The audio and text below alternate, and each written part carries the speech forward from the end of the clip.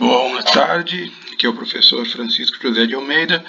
Eu vou apresentar para vocês um exemplo de dimensionamento de transmissão de potência por correia.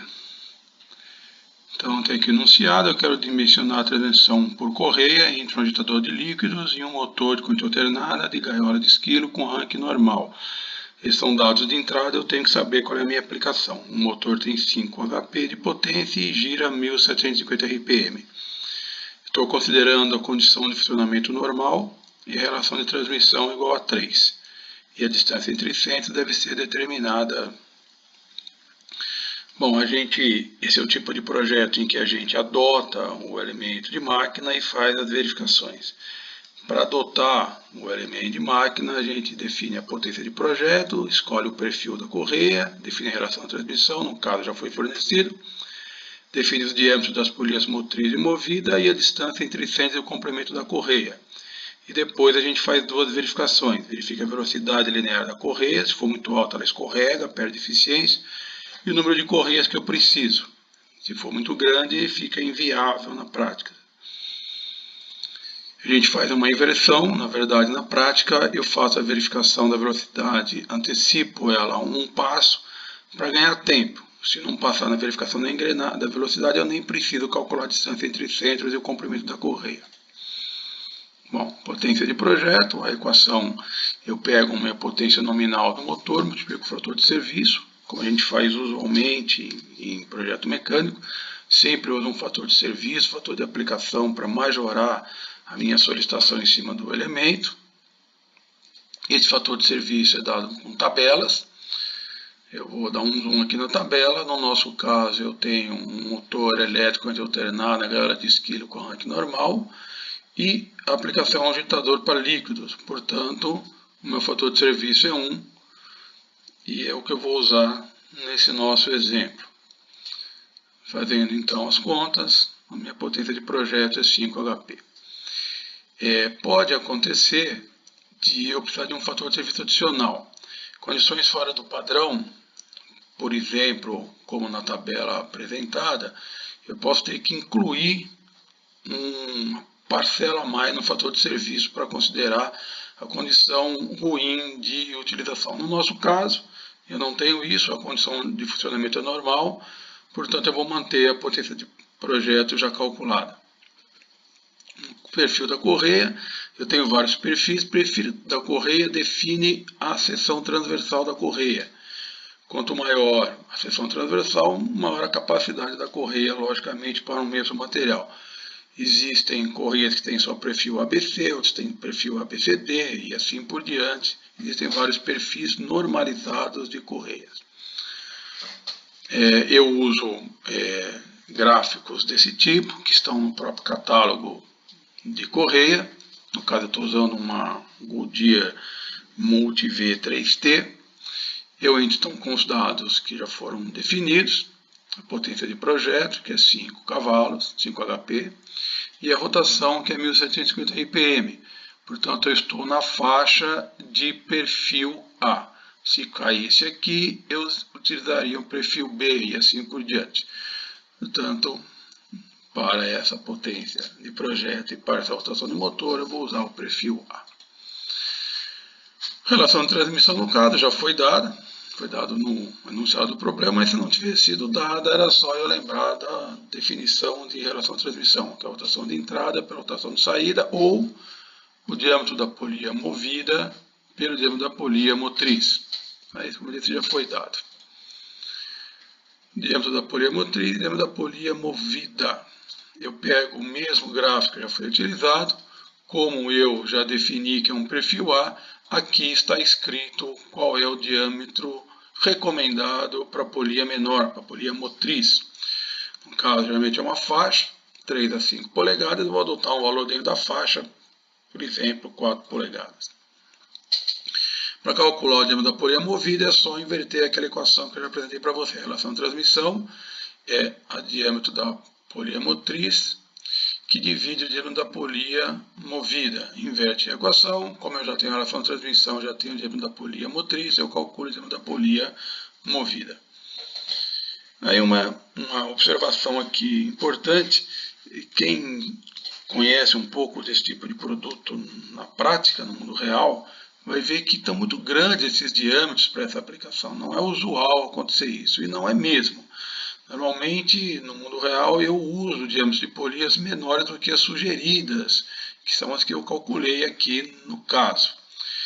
Isso é tão comum que o próprio catálogo de correias já apresenta para mim o que eu perderia de vida da correia se eu utilizasse diâmetros menores do que o calculado. Por exemplo, o nominal, se eu calculei 10 polegadas e usar 10 polegadas, a porcentagem da vida é 100%. Se eu usar polias menores do que a calculada, do que a sugerida, eu vou diminuir a porcentagem de vida da correia. E esse tipo de tabela está no próprio catálogo de correia, porque é muito comum eu fazer isso por causa do espaço utilizado. Mas eu vou permanecer academicamente com os diâmetros calculados aqui. Bom, eu faço a primeira verificação então, que é a velocidade linear da correia. Ela tem que ser menor ou igual que a velocidade admissível. Velocidade todo mundo já sabe, é πdn. Mas se eu usar as unidades usuais, ou seja, diâmetro em polegada, rotação em RPM, que é velocidade em pés por minuto, eu já uso um fator de correção de unidades. A velocidade é 0,262 vezes o diâmetro vezes a rotação. Substituindo os valores que eu já tenho, vai dar uma velocidade linear da correia que eu estou calculando de 1834 pés por minuto. A velocidade admissível é dada no próprio catálogo de correias. Como eu estou usando essa Multi-V 3T, a velocidade admissível que eu peguei do catálogo é 6.000 pés por minuto. Como a velocidade linear é menor do que a velocidade admissível, está ok essa verificação. Aí a gente calcula a distância entre centros e o comprimento da correia. A distância entre centros foi colocado que ela não é pré-definida. Então eu vou estimar, eu tenho uma equação para estimar a distância entre centros, substituindo os valores, vai dar uma distância entre centros sugerida de 12 polegadas entre os eixos das polias motriz e movida. E o comprimento da correia, também eu já tenho a equação desenvolvida no meu material de aula, substituindo os valores, vai dar uma correia sugerida, necessária, de 50,5 polegadas de comprimento. Só que eu preciso escolher uma correia comercial. Então eu vou pegar do próprio catálogo uma tabela de correias existentes, vou dar um zoom aqui na tabela.